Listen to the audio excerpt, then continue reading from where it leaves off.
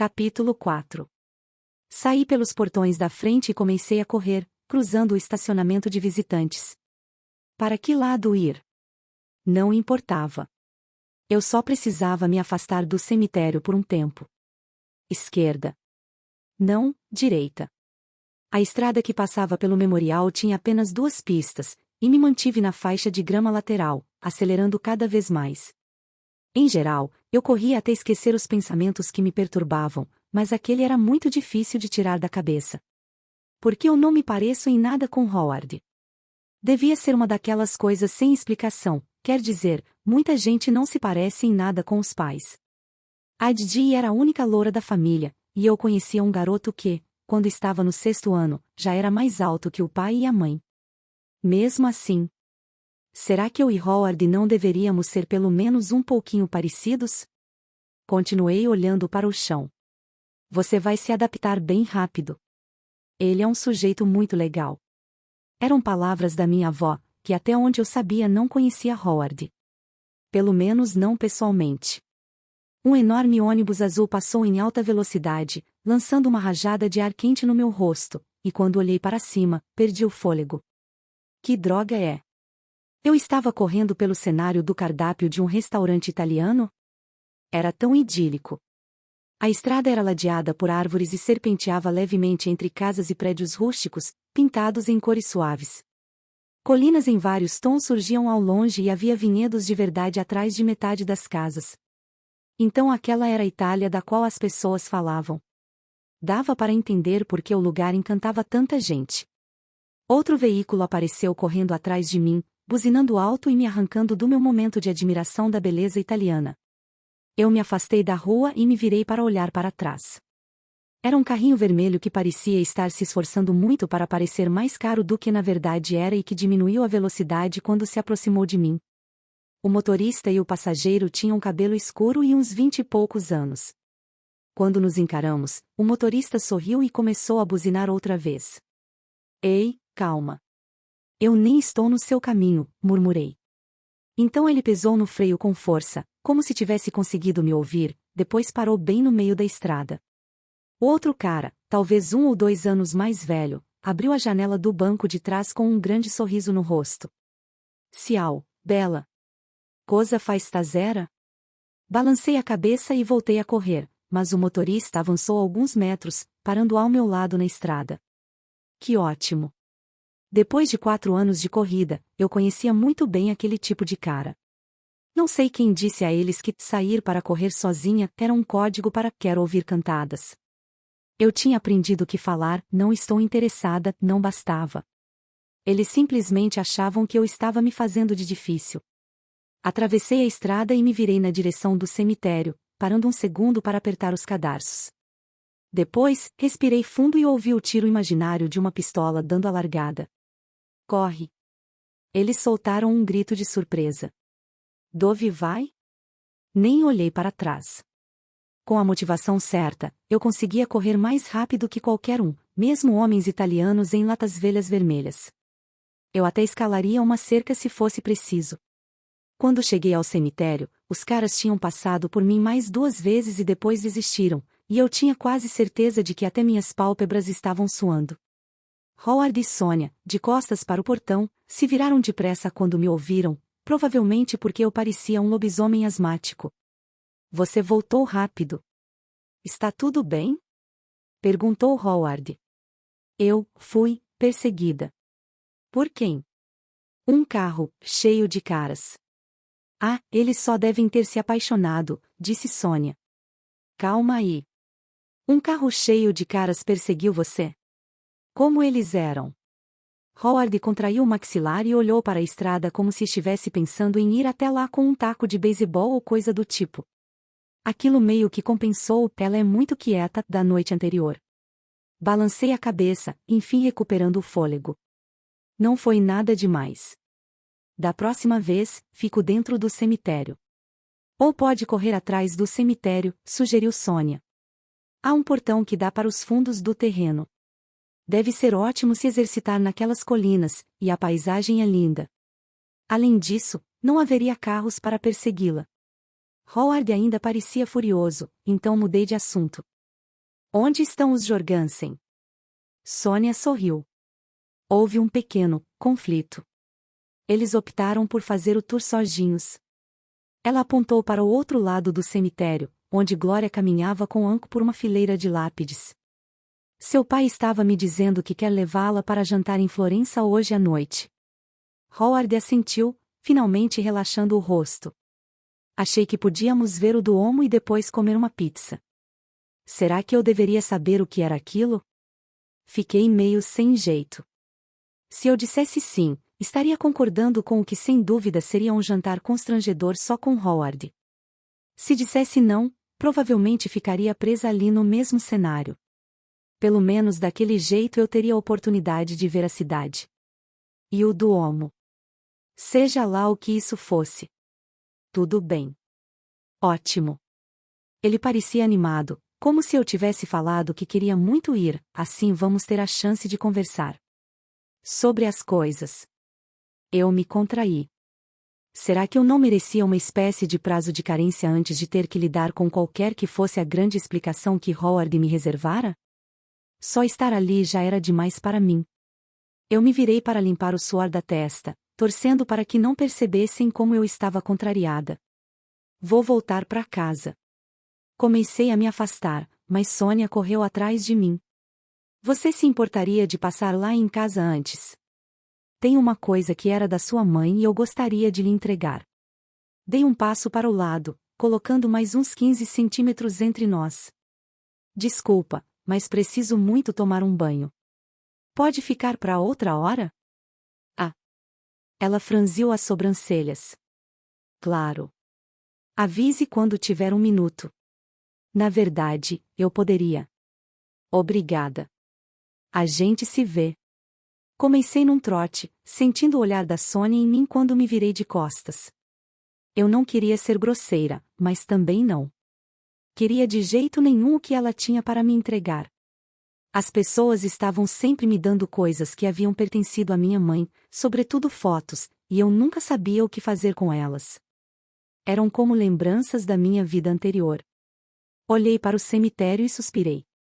Eu não precisava de mais nenhum lembrete de que as coisas tinham mudado.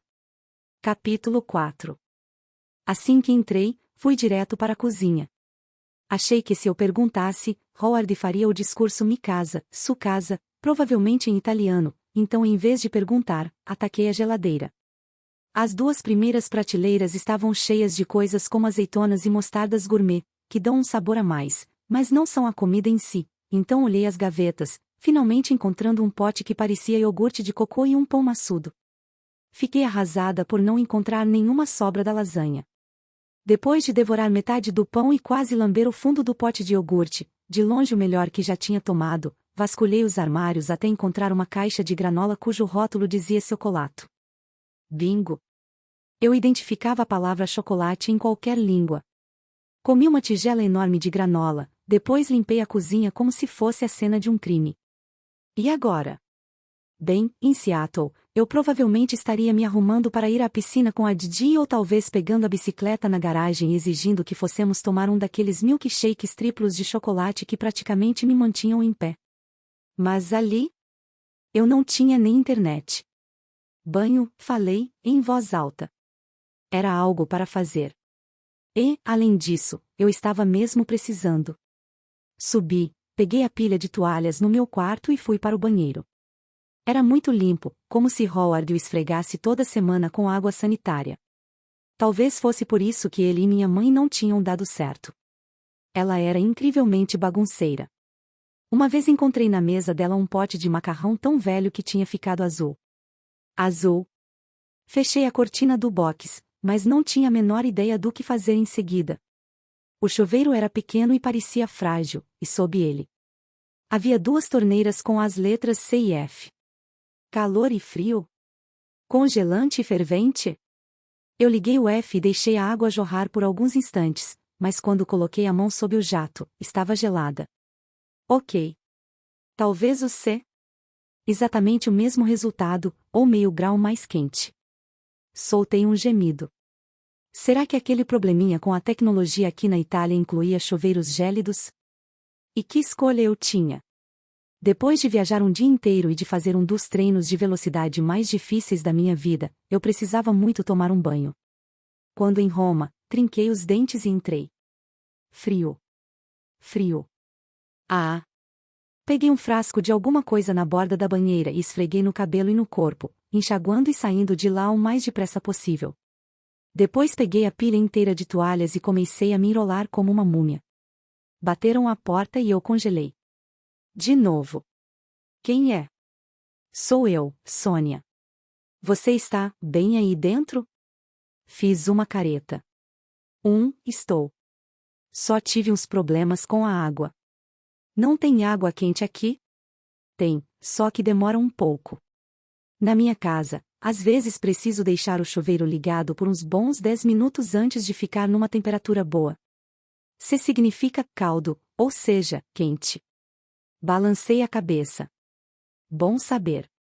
Olhe, desculpe incomodá-la de novo, mas eu só queria dizer que deixei o diário na sua cama. Fiquei paralisada. O diário. Espera, eu devia ter ouvido mal. Talvez ela só tivesse dito o aquário. Um aquário seria um presente muito gentil. E se eu fosse dar um aquário para alguém, sem dúvida o colocaria na. Lina.